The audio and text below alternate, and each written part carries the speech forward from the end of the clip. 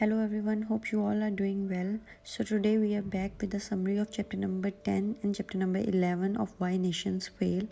So let's move on to our chapter number 10. Chapter number 10 is titled as The Diffusion of Prosperity. This chapter is basically themed on the topic that how different nations in the world are different, like some are very prosperous and some are very poor. So we will discuss this in these sections. So the first section is Honor Among Thieves. The second section is Breaking the Barriers, the French Revolution. The third section is Exporting the Revolution. The fourth section is Seeking Modernity. And the last section is Roots of World Inequality. So let's move on to our section number 1. It is Honor Among Thieves. In this section, the authors have explained a story of two convicts. There was two convicts. One was Henry and the other was Suzanne. So they met in like jail, and they just married each other and they had a child. So according to Britain law, they decided that they should be separated. But there was a wealthy philanthropist, so he just took up their case, and they just did some arrangement and decided that he will send these convicts to Australia, and their son will also go with them, and he gave them a parcel of goods. So basically he just made them live a life properly. But when they were going to Australia, their parcel mysteriously disappeared. So they thought that the ship's captain just stole it. But according to British law, those people like the Henry and Suzanne, they both were convicts. So they didn't have any legal property rights. So they couldn't sue the ship's captain. So but because they were going to Australia, so and when this case was discussed in Australia, the judge ruled in the favor of this couple. So the ship's captain had to pay for the thing, or he had to return back the thing. So the point in this section is that how different rules apply in different regions of the world. And you can also quote this example in criminology, because we study lots of things like this in criminology. So basically the theme is different laws in different regions of the world, and the author wanted to tell us that how the institutions of Australia were inclusive, and they weren't absolutists like other. So this is the reason that Australia became so prosperous so easily. So the author also discussed how Britain also started then giving the ex-convicts and the free settlers and their descendants political rights and the legal property rights. And then Australia gave all white adult men the right to vote, and it was the first place in the world to vote by secret ballot. And then different nations started giving votes and rights to the people. So this is how it started. Then the author also discussed how the Glorious Revolution and the French Revolution have benefited the France and the England respectively. In the next section, which is Breaking the Barriers, the authors have explained the case of France, how France was an absolutist monarchy from 1400, that is 15th century to 18th century.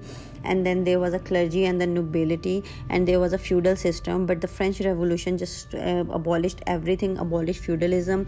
And then Napoleon did much of things, he just ended this kind of absolutism, and they started having inclusive institutions, and this also spread to rest of the Europe. In the next section, which is Exporting the Revolution, the authors have explained how from the Middle Ages to the French Revolution, the Jewish people had no right, and they always faced the draconian laws against them. But Napoleon just abolished this system, and he gave everyone the equal right, and there were no discrimination with the Jewish people. And he just eliminated the medieval institutions like the institution of serfdom and guilds. And by the French Revolution, he made more inclusive institution and economic growth possible, and this also spread to the rest of the Europe. In the next section, which is Seeking Modernity, in this section the authors have explained in 1868 the regional leaders overthrew the Japan's ruling family, who was known to run the extractive feudal society much like the medieval Europe. And then there was Meiji restoration, which bring the inclusive institutions to light, and it just ended the absolutism. And that is why Japan was much prosperous than China, because Japan was an absolutist. In the last section, which is roots of world inequality, the authors have summarized their argument, and they say that England led the industrial revolution just because of their inclusive institutions, and then this industrialization quickly spread to the rest of the Europe and rest of the world. But they say that even after the industrial revolution, only those nations were able to succeed who already had the inclusive institution. And in this argument they discuss the case of Australia, as I have already told you about the law of Australia.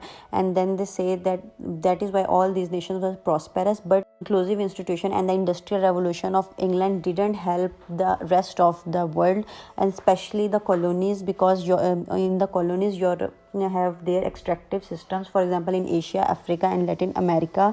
And then they discuss that in the Eastern Europe, that is the Ottoman Empire, there was extremely absolutist system, so that is why they couldn't be benefited from this system, and they just had their creative destruction. And then the author discussed the case of France. He said that France had already built the inclusive institution because of the French Revolution. That is why when industrial revolution spread, it also benefited from it. And Japan also got benefited because of its Meiji Restoration, but China couldn't benefit from the industrial revolution. The author discussed, and he just said that with few exceptions, the countries that started industrializing in the 19th century are rich today, while those that didn't are poor. So you can see that all those countries who have embraced the industrial revolution in the 19th century are far richer today than other countries. So this is how the chapter number 10 ends, and now we'll move on to chapter number 11. Chapter number 11 is named as the Virtuous Circle. It has been divided into the sections: the Black Act, the Slow March of Democracy, Busting Trusts, Packing the Court, Positive Feedback, and Virtuous Circles. This chapter is basically themed on the inclusive institutions, like how the inclusive institutions just move in a virtuous circle and how it led to economic growth and a more prosperous country. And so let's move on to our chapter section number 1, which is the Black Act. In this section, the authors have explained a story of the Whig Party. The Whig Party is basically one of the liberal party who basically led the Glorious Revolution, and it has also dominated the parliament from 1750 to 1760. After the Glorious Revolution, the Whig Party just started using the laws for itself, and it started like dominating for its own interest. But people just started rebelling against them, and they didn't let them do this. So in this section, the authors have explained a story like how after the Glorious Revolution, the monarchs tried and failed to take back power for a century. Meanwhile, this Whig Party, it leads the parliament, but another Tory party and the new parliamentary rules limit its power. So that's why it gives angry citizens a way to protest the abuse of Whig Party. For instance, there was a powerful earl whose name was William. He expanded his state by kicking his neighbors off and their land and then turning it into a deer park. But in response, there were the citizens, the black citizens, they just raided his property and killed his deer. So this showed how people rebelled and how people resisted for their rights. There is another example, like there was a prime minister, Walpole. He just turned the tradition common land into a private park, but the local citizens revolted. So there are numerous examples from the England, like how people stopped the powerful from snatching their lands. And like after the Glorious Revolution and after the Industrial Revolution, after the inclusive institutions, the powerful couldn't be able to use the courts as a weapon anymore. Instead, there was a rule of law, and the laws were like being applied to equally to everyone. And during the absolutist government, it was like absolutely unthinkable that the same law will be applicable to a common man and to a king and to the aristocracy. Only the pluralistic institution made this possible. So this is the way how a law enforce itself by the virtuous circle. And the next section, which is the slow march of democracy, in this section the authors have explained the case of British democracy, like who wasn't very particularly inclusive in the 18th century, but because the vast majority of people still couldn't vote. But the virtuous cycle of inclusive institution made it more and more pluralistic over time. That is why in the early 19th century, when workers did a protest against industrialization, the elites decided to partially extend them a voting right rather than ask a revolution. So they gradually started giving people vote. At first it was just the right of vote for 2 to 4% of the people, but with the time it became more and more inclusive. So because the new legislation was more favorable for the people, and that is why Britain gave the right to vote to just men, and they just didn't give any vote of right to women. But in the 1928 Britain enfranchised all the adults including women. So British tried to adopt the way of gradual evolution rather than revolution, just like the French Revolution. In the next section, which is busting trust, in this section the authors have presented the case of United States. They were saying on one hand the American institutions were inclusive during the 19th century, but during the same period there were men like Cornelius and John D. Rockefeller and J.P. Morgan and Andrew Carnegie.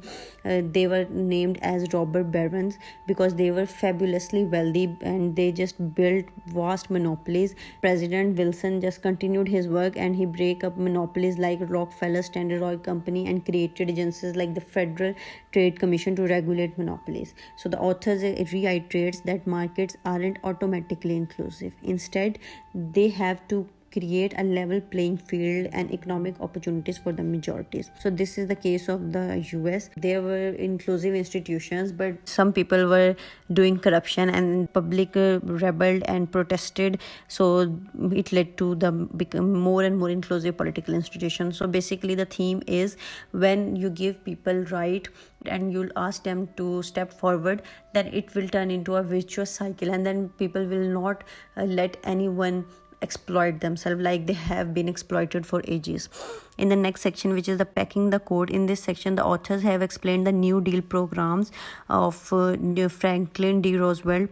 He was also the US president. He passed the New Deal programs in response to the Great Depression, but the Supreme Court challenged many of these programs, and then it moved to the Congress, and Roosevelt tried to reorganize the Supreme Court, but the Congress didn't let it do. So basically the theme is one president of America did something, like he passed our New Deal program, and the Supreme Court didn't let him do it, and the Supreme Court just raised an objection. But the president of America, who is the most powerful man in the world, he decided to reorganize the Supreme Court. But when he decided to do it, his Congress stopped him.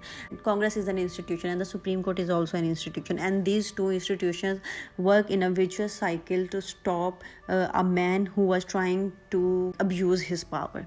So this is basically how inclusive institutions work. They resist the attempts to undermine their own continuation, and this is how inclusive institutions work for the well-being of a country.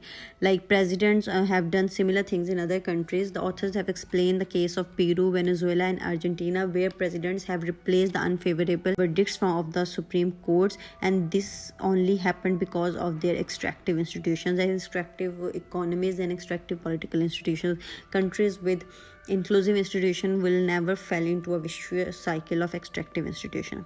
In the next section, which is a positive feedback and virtuous cycle, in this section the authors have argued that societies create inclusive institutions at critical junctures when elites fail to protect their power, but after creating them, inclusive institutions tend to reinforce themselves through a virtuous cycle or a positive feedback cycle, as we have seen in the case of England, as we have seen in the case of US. So because inclusive institutions make it difficult for leaders to concentrate power, and the rule of law prevents some groups from using the law as a weapon against others, and gradually leads political system to become more inclusive.